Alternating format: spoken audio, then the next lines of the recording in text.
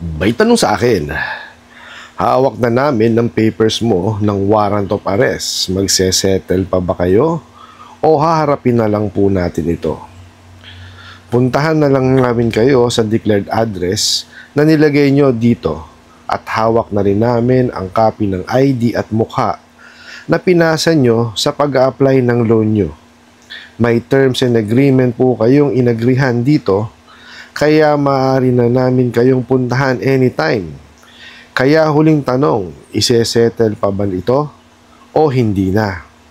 Aantayin namin ang iyong response ngayon. Alright, napakagandang mensahe po nito, pero bago natin sasagutin, imbitahan ko muna sana kayo na pakisuportahan po sana ang aking mga social media accounts sa YouTube, Facebook, and TikTok. Well, dito sa ating video ngayon, aalamin po natin kung totoo po ba na mayroong silang hawak na warrant of arrest at mapapatupad po ba nila ito.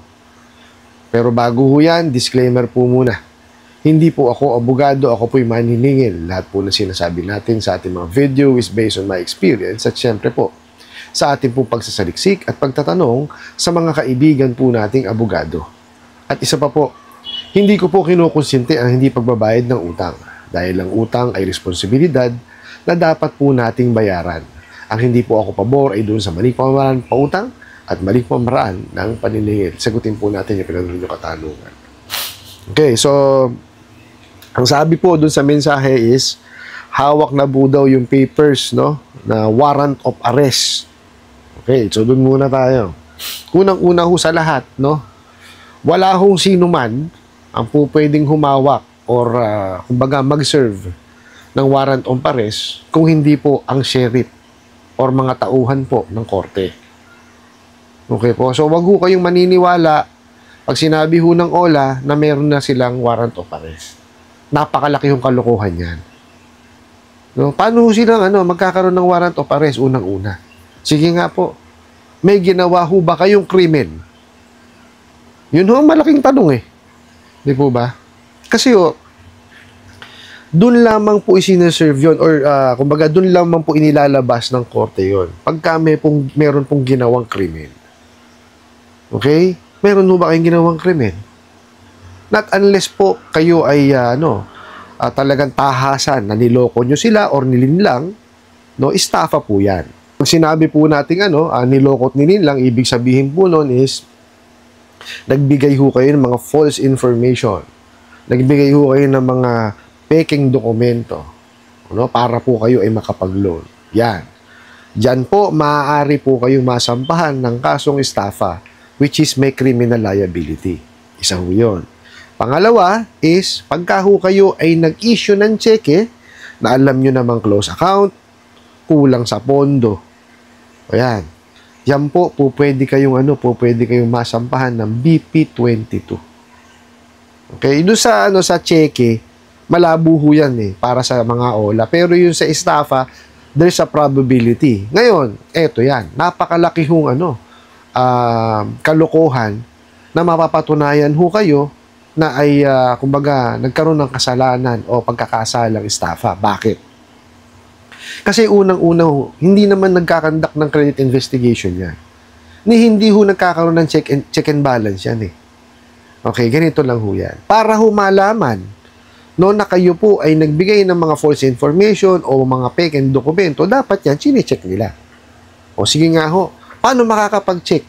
Sa loob ng 5 minutes. Sige nga po. Kasi ang pangako nila sa mga kliyente nila, in 5 minutes, di po ba, lalabas po yung loan. O minsan nga, wala pang 5 minutes Wala hong credit investigation, verification, or evaluation. No, within 5 minutes, kalokohan pong mga yung malaki yun. Tapos sasabihin nila, meron kayong warrant. Di po ba? So, mali na po kagad. Kasi, halatang walang alam sa batas No? Ginagawa ho nila itong mga mensahe na to para kayo takutin. No? Para po, magkaroon kayo ng anxiety at saka depression nang kayo po ay gumawa ng hindi tama. Ano ho yung mga hindi tama nyong gagawin? Yan yung mangungutang kayo sa ibang mga bugo katabusadong online lending apps. Yung Tapal system. Talagang diyan kayo mababao. Diba? sa kagustuhan ninyo, dahil nga natatakot kayo sa mga pinagsasabi ng mga bugok na to, at sa kagustuhan nyo mabayaran, ayun, mangungutang kayo sa iba para bayaran sila. Tapal system mo ang, ano yun, ang tawag nila ron. Pangalawa, pag nabaon na kayo sa tapal system, ngayon, ayan, papasok na kayo dun sa ano, sa maghahanap kayo ng ano, ng solusyon na hindi naman tama. Yan po yung bura-buragang. Napakarami ho niyan.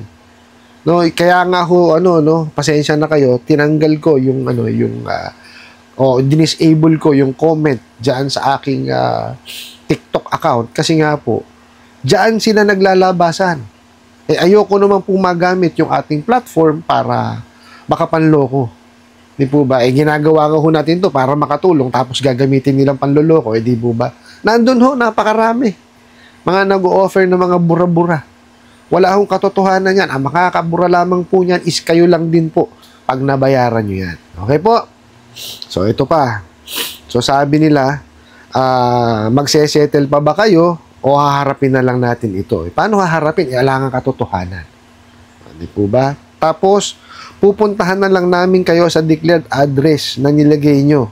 At hawak na raw po nila yung copy ng ID tsaka yung mukha nyo. Mukha nyo hawak daw nila. O sige ho, doon muna tayo. Wala naman hong ano problema no, na magpunta sa bahay. Okay, dahil ito ho liliwanagin natin kasi may vlogger na nagsasabi na hindi niya alam or hindi siya sure kung tama yung ginagawang pagpi-field visit. Okay? Ito lang ho sasabihin ko. Ang pag-field visit po, ang tradisyonal na pamamaraan po ng paniningil. Okay? Yun ho ang totoo dyan. Kaya pagka ho sinabi pupuntahan kayo sa bahay, sabihin nyo, wala hong problema. Pumunta ho kayo sa amin para ho mapag-usapan natin yan. Okay. For example, pinuntahan kayo sa bahay. Ang una nyo hahanapin, ID.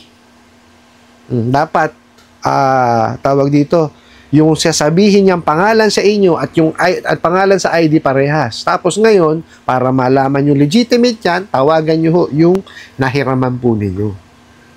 Tanong nyo kung nagpadala talaga sila ng ano, ng ang tawag ito, ng maniningil or ng ano, field officer. Okay? Kasi dito sa mga bugok at abusadong online lending apps, no, hindi na ho field collector ang tawag dyan. Field officer na po. Okay? Kasi hindi naman ho sila po pwede nang tumanggap ng bayad, eh. Bakit? Online nga, eh. Di ho ba? May reference number kayo, eh. So, doon ho kayo magbabayad. Huwag ho kayo sa kanila magbabayad. Now, let's say, pinipilit kayong magbayad, di ba? O, i-complain nyo sa barangay. That's the time na iba, i-complain nyo sa barangay kasi ito lang ho yan, no? Excuse me po. Pagka ho ang isang maniningil, no, or isang field officer, nagpunta sa inyong bahay, ang dapat yan, no, ang ginagawa niyan is to magkaroon kayo ng commitment o settlement dun sa nahiram po ninyo na hindi nyo pa nababayaran.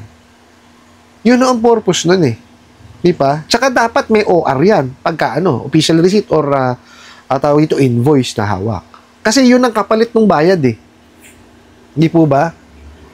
Huwag ho kayo magbabayad sa kanila kasi nga online. Not unless yan kung sa traditional na na lending nyo yan niniram or sa bangko, no? Ayan, magbayad kayo sa kanila kung may dala silang resibo. Pero kung wala, ay huwag ho kayong papayag. Di ho ba? Kasi nga, kaya nga sila online lending, eh. Di po ba? So, meron kayong reference number, doon kayo magbayad. Yan ho ang lagi nyo tatandaan. Pag nakahiram ho kayo dito sa mga online lending apps, no, or online lending platform, ang lagi nyo pong isi-save is yung inyong reference number. No, para ho, kung mawala man yung apps, no, mawala na doon sa mga sa cellphone po ninyo, tapos hindi nyo ma-download, alam nyo kung paano kayo magbabayad. Kasi importante po yung reference, lifetime ho yun. Okay? Huwag kayong maniniwala doon sa mga message na pinapalitan, hindi ho yun. Baka mamaya sa kanila lang mapunta yun, eh. Di po ba? Pasensya na ho talaga kayo. Napakasama ho na pakiramdam ko. No? So, yun po ang inyo. Pag pinuntahan kayo, di sige ka mo, pasok. Wala namang problema, eh. O, pera muna kung ID mo, ano ba pangalan mukha mo. O, dapat kung ano yung na pangalan, tapos yung mukha niya parehas, o yun. Tapos tanong nyo sa sa napaghiraman nyo po, no? Para sigurado lang ho tayo, okay? Tapos sinasabi pa rito na yung meron daw kayong terms and agreement, no? Na inagrihan, kaya maaari na kayong puntahan anytime. Hindi yung yung terms and agreement po, or sinasabi ng terms and condition, no? Yun ho yung yung mga kumbaga mga dapat sundin, okay, doon sa pautang. Pero iba ho yung kontrata kasi sa terms and condition Iba ho yun.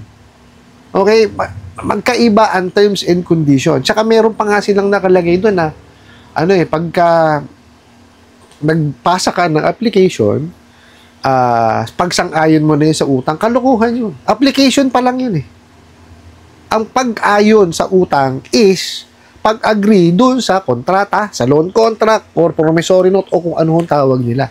Hindi ho sa terms and condition. Dapat ho yun maliwanag sa kontrata. At na-explain ng maigi dun sa kontrata kung ano yung obligasyon. Okay po? Tapos, dun sa nagpadala ng mensahe, lang po, paulit-ulit ko lang naman po sasabihin sa inyo na pag-ipunan nyo yan, kasi past due na kayo, overdue na kayo, or delinquente na kayo, pag-ipunan nyo, tsaka nyo siya bayaran ng buo. Tapos, kung ano man po yung pinagbayaran nyo, yung proof of payment, tabi nyo po yun. It's either picturean nyo or screenshot nyo po siya. Depende sa pinagbayaran nyo di po ba? Kasi wala naman nung ibang makakabura ng utang ninyo, kundi kayo lamang po. I hope na sagot ko po itong katanungan na to at sana po'y makatulong. Maraming salamat po sa inyong walang sawang pag-support at panonood sa aking mga video. Maraming salamat po sa inyong pag-like, pag-share, pag-comment at pagtatanong. Kunin ko na rin po itong opportunity na imbitahan po sana kayo na pakisuportahan po sana ang aking mga social media accounts sa YouTube, Facebook, and TikTok. Kasi muli po, yun lang.